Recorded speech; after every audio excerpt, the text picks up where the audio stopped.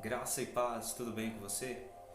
Então hoje eu quero abordar um assunto que ele é muito polêmico e muito mal compreendido, que eu te garanto que se você busca entender sobre esse assunto nesse vídeo, você vai ter total entendimento e vai sair daqui com as suas expectativas elevadas.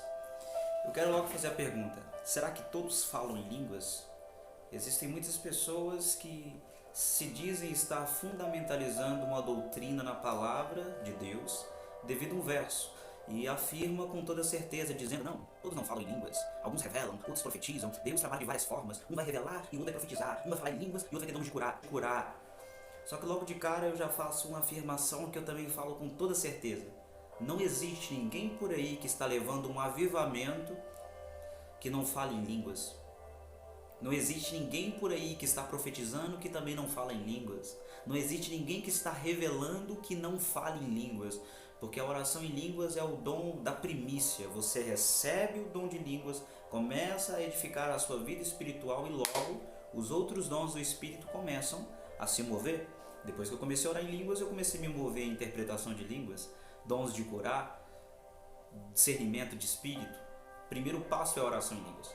Aí falam, todos não falam em línguas, não existe isso. A evidência do batismo com o Espírito Santo não é um falar em línguas, mas eu já abordei isso em alguns vídeos do canal, é só você acessar e você vai ver que isso não passa de conversa, pois nós conseguimos afirmar que sim, todos falam em línguas devido a vários versos. Por exemplo, Atos 19 diz que 12 homens, todos falaram em línguas em Éfeso. Paulo colocou a mão, era a quantidade de 12 homens e os 12 falaram em línguas. Em Atos dos Apóstolos, no capítulo 2, diz também que todos os 120 do cenáculo falaram em línguas. No tocante o batismo com o Espírito Santo e o falar em línguas, o Espírito Santo sempre está interessado em todos. Mas tá, vamos ler 1 Coríntios 12, 28 a seguir. É o versículo chave para essa interpretação de que nem todos falam em línguas. Está escrito assim: a uns Deus primeiro deu na igreja, primeiramente apóstolos, segundo profetas, em terceiro mestres, depois operadores de milagre, depois os que têm dons de curar, socorros, governo, variedade de línguas. E Paulo começa a fazer uma pergunta que obviamente todas as respostas são não, e realmente são não mesmo. Ele pergunta: será que todos são apóstolos? Ou todos são profetas? São todos mestres? Ou todos operadores de milagre? Têm todos dons de curar? Falam todos em línguas? Interpretam-nas todas? Aqui que nós precisamos de entender qual língua que Paulo estava dizendo aqui que necessita de uma interpretação. Pois línguas para edificação pessoal, em 2 Coríntios, 1 Coríntios capítulo 14, de verso 2, ele diz que não fala aos homens, visto que ninguém o entende. Quando nós pegamos o entendimento de que a oração em línguas é a mesma coisa e colocamos num saco e fechamos para o entendimento não estar aberto acerca deste assunto, a gente acha que tudo é a mesma coisa.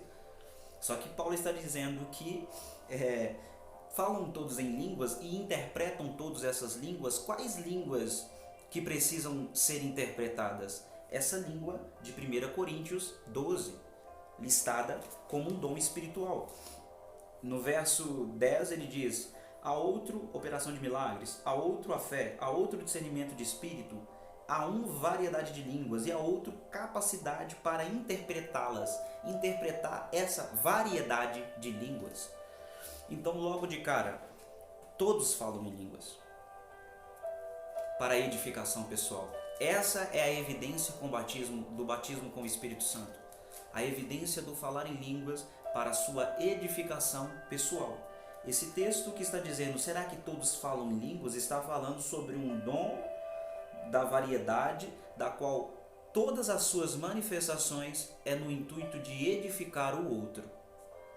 Variedade de línguas se move como gemido intercessório, se move como sinal para os incrédulos, o que houve em Atos 2. Eles estavam falando línguas ininteligíveis, fora da compreensão humana, porém cada um ouviam falar. Não quer dizer que eles estavam falando, mas ouviam falar em suas nacionalidades. Então Pedro estava falando uma linguagem espiritual e alguém estava entendendo em russo, em árabe, em grego. Eles estavam entendendo conforme a sua nacionalidade atual. Quando eles foram no cenáculo comemorar o dia de Pentecostes, a festa da colheita. Então a variedade de línguas se move dessas três formas. E como são dons espirituais, que Paulo disse no verso 7, a manifestação do Espírito é dada a um conforme for útil, esse dom da variedade de línguas nem todos vão ter.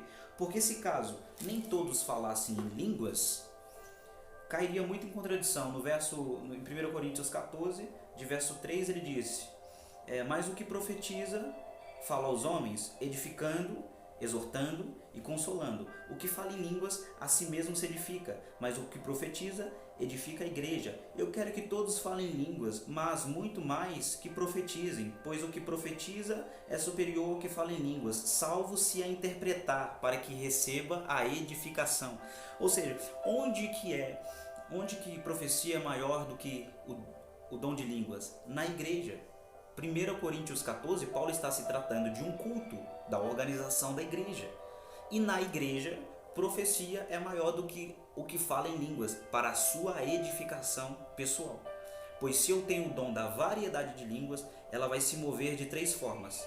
E as três formas sempre é para tocar o outro. Ou eu falo em línguas e eu mesmo interpreto, ou eu falo em línguas na variedade, na manifestação do dom da variedade, e outro vai interpretar, ou acontecerá um sinal para os incrédulos. Eu estou falando em línguas e se tiver algum russo nessa reunião, ele vai compreender na sua nacionalidade algo relacionado a Cristo, uma mensagem relacionada a Cristo para que ele se renda ao Evangelho. Então se Paulo está dizendo que quem profetiza é melhor do que fala em línguas, não faria sentido, porque a variedade de línguas ela já está no intuito de se manifestar para haver uma mensagem à igreja. Quando alguém está falando em línguas, por trás dessa linguagem espiritual há uma mensagem que vai ser descodificada por meio da interpretação. Então, variedade mais interpretação é como se fosse duas notas de 50, que no total dá 100, e a profecia é a nota de 100, porque ela já é completa. Interpretação de línguas só se move se tiver variedade de línguas, e variedade de línguas só vai se mover se tiver interpretação. São dons que estão unânimes, se movem unanimemente. Aí como que eu posso dizer que é melhor quem profetiza do que quem fala em línguas, porque essa linguagem da variedade já está no intuito de edificar o outro? Faz sentido eu falar é melhor quem profetiza do que quem fala em línguas?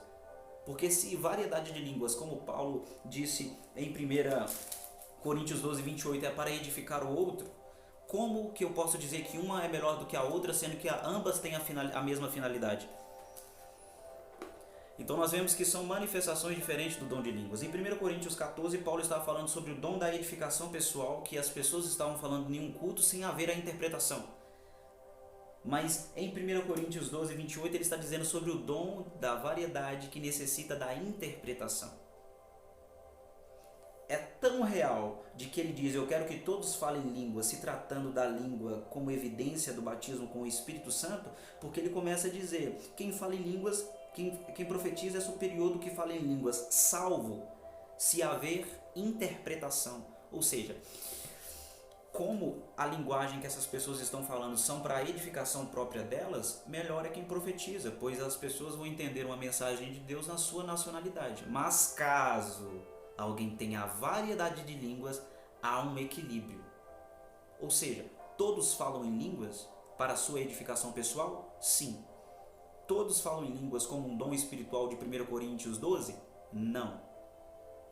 Porque a uns é dado operação de milagres, dons de curar, variedade de línguas, interpretação de línguas, e a manifestação do Espírito é dada a cada um conforme for útil.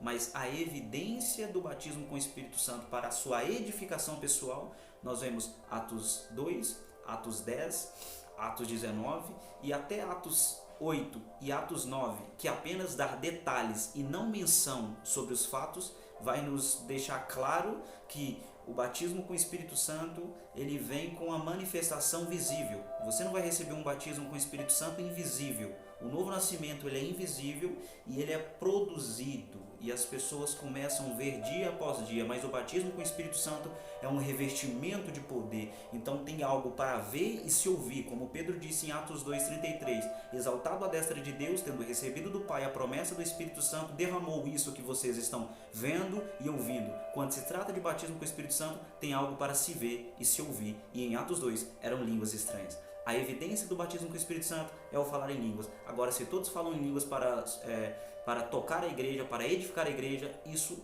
não é um fato. Nem todos vão falar em línguas para edificar a igreja, mas todos vão falar em línguas para a sua própria edificação, pois essa é a vontade do Espírito Santo. Deus te abençoe.